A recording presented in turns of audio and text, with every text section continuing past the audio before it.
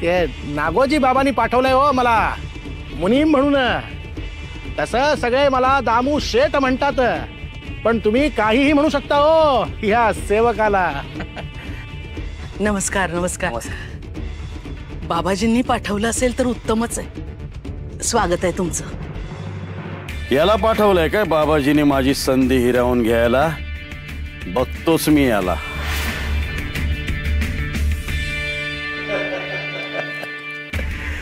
नाही, तोंडाने फुशारक्या मारून काम होत नसतात हो.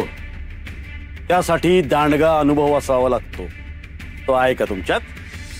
कायद्याने मी मालक असलो तरी मी मुनिमकी करायला तयार आहे. आमचा कारभार हा कुडमुड्या नाहीये, मोठा व्याप आहे आमचा. आणि त्यासाठीच आम्हाला एक चाणाक्ष आणि तरबेज माणूस हवा आहे. त्यासाठी तुम्हाला अनुभव किती आहे, या अगोदर तुम्ही कुठे काम केलं, ते काम तुम्ही का सोडलं, या सगळ्याची सविस्तर माहिती आम्हाला हवी आहे. आणि त्यासाठी मी तुम्हाला हे. थांबा थांबा भाऊजी, थांबा. यात लक्ष नका घालू तुम्ही.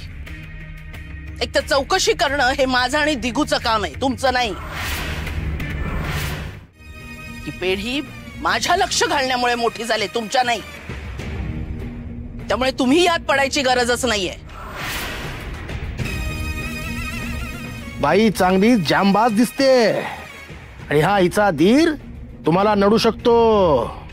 तर दामू शेठ, नोंद ठेवा याची. शिवाय बाबाजींनी पाठवलंय, इतर प्रश्न उरतच नाहीत काही. जा तुम्ही. आणि हा, यांच्यासाठी गुळपाणी पाठवायला सांगा. मुनी म्हणून अजून लागलेला सुद्धा नाहीये पेढीवर. अशा उपऱ्या नोकर माणसांसाठी मला गुळ पाणी पाठवायला सांगितलंय. इतका मोठा अपमान.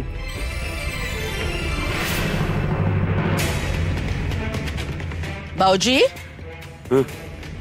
गुळपाणी आणायला सांगा. हो.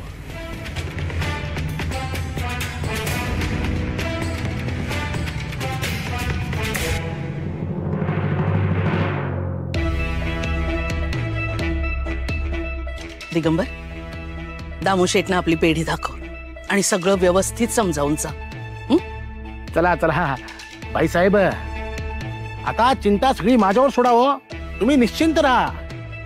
मी कामाच्या बाबतीत अगदी चिवट आहे हो. एक एक पैक्याचा हिशोब कसा आरशासारखा ठेवतो बघा, स्वच्छ.